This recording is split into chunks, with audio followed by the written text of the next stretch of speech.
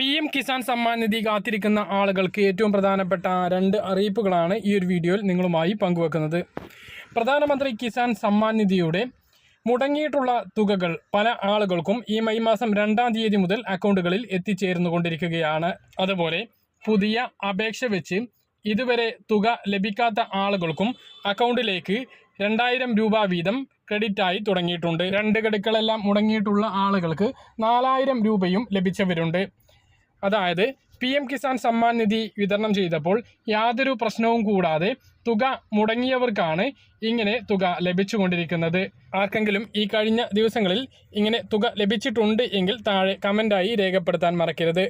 ഈ ഒരു തുക വിതരണം തെറ്റിദ്ധരിച്ചുകൊണ്ട് 17-ാം ഗഡുവാണ് എന്നുള്ള രീതിയിൽ സംശയങ്ങൾ ചോദിക്കുന്നുണ്ട്. അതായത് 17-ാം ഗഡുവിൻ്റെ തുക വിതരണമാണ് നടന്നത്, അത് തങ്ങൾക്ക് ലഭിക്കാത്തതാണ് എന്ന് തെറ്റിദ്ധാരണ കൊണ്ടാണ് പല ആളുകളും ഇത്തരത്തിൽ സംശയങ്ങൾ ചോദിക്കുന്നത്. അവരോട് പറയാനുള്ളത് PM കിസാൻ്റെ 17-ാം ഗഡു തുക വിതരണം നടന്നിട്ടില്ല.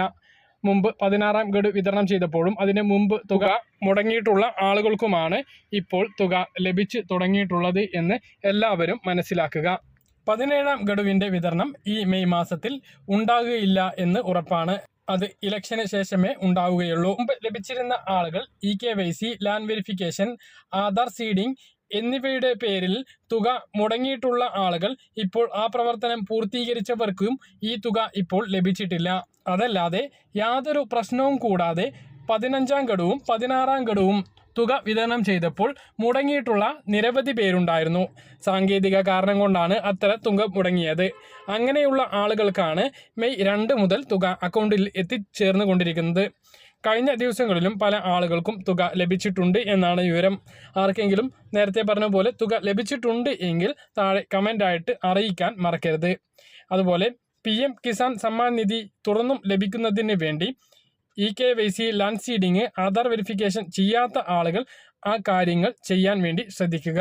അതുപോലെ അനർഹമായി ആരെങ്കിലും PM കിസാൻ സമ്മാൻ നിധി വാങ്ങുന്നുണ്ട് എങ്കിൽ PM കിസാൻ സമ്മാൻ നിധി സറണ്ടർ ചെയ്യാനുള്ള ഒരു ഓപ്ഷൻ വെബ്സൈറ്റിലും അതുപോലെ മൊബൈൽ ആപ്പിലും ഒരുക്കിയിട്ടുണ്ട്. അങ്ങനെ സറണ്ടർ ചെയ്താൽ പിന്നീട് ഈ പദ്ധതിയിൽ ചേരാൻ കഴിയില്ല.